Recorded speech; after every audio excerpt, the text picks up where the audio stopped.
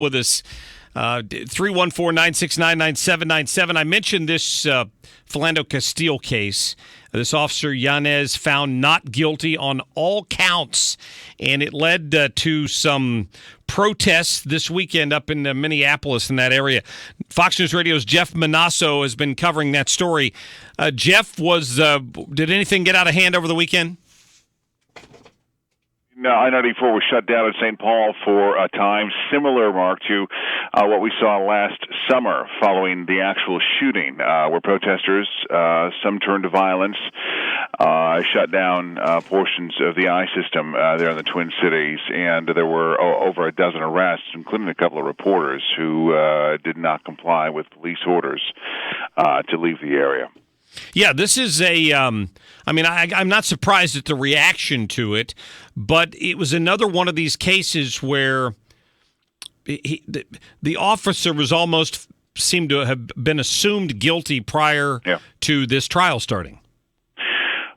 Well, it's certainly, if you look at it by that measure, it is similar to other cases we've seen around the country where the officer is definitely presumed guilty before his trial.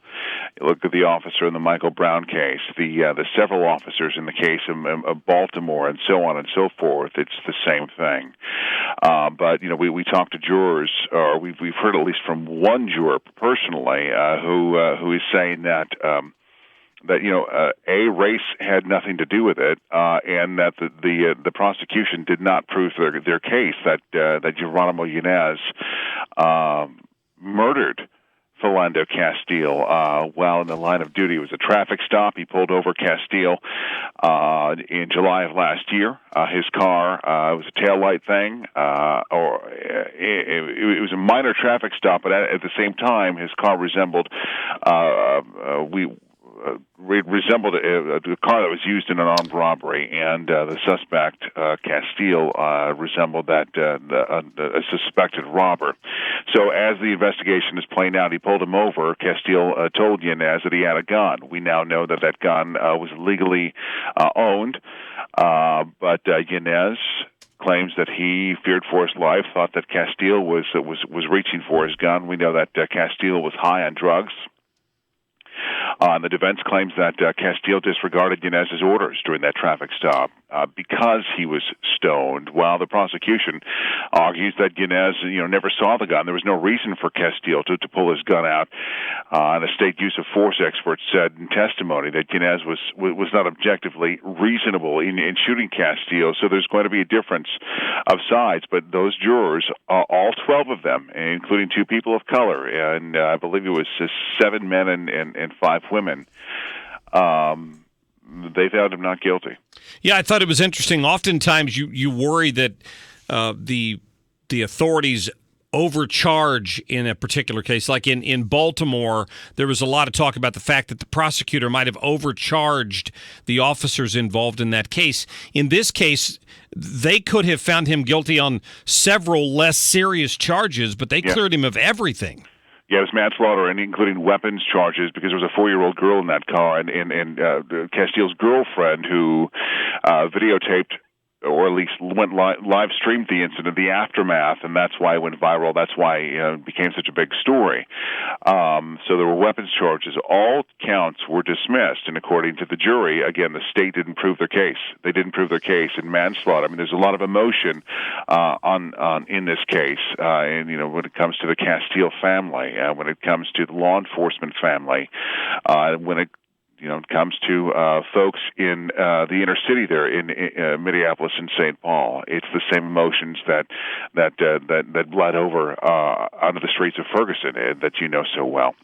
Yeah, and so there's a lot of emotion in the case, but according to the jury, and this particular juror that spoke out, manslaughter and weapons charges, they weren't proved, and it's like these cases are very difficult. And I'm covering another one in Cincinnati, the University of Cincinnati police officer being retried in another shooting of a black motorist. The jury now has that case. They're difficult cases to prove, and you have to put yourself in the mind of an officer who is doing his job, his or her job, at a moment's notice.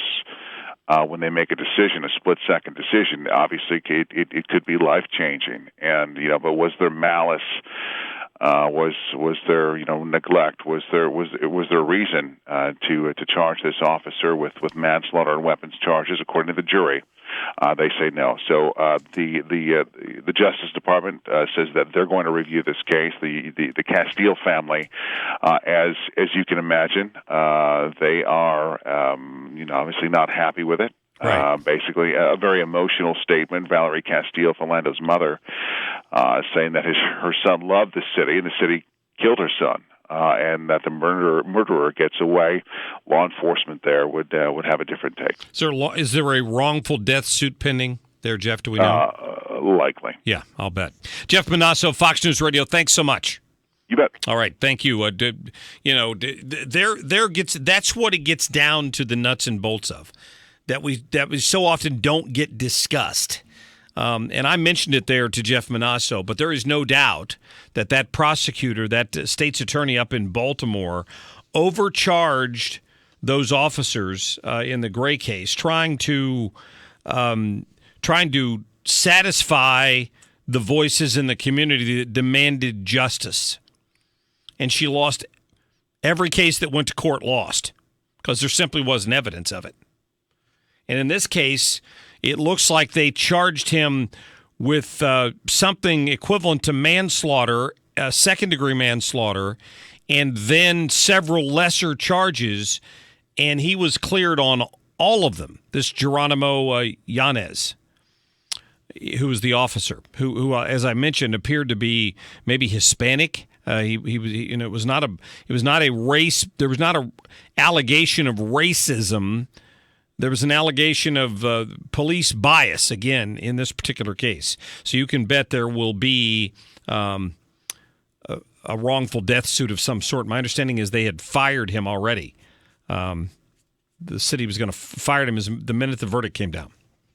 Just didn't want him on the force anymore. It'd be tough to go back into that line of business in that environment when you know that a certain percentage of people in the community believe you were guilty of whatever you were charged with, regardless of what the court said.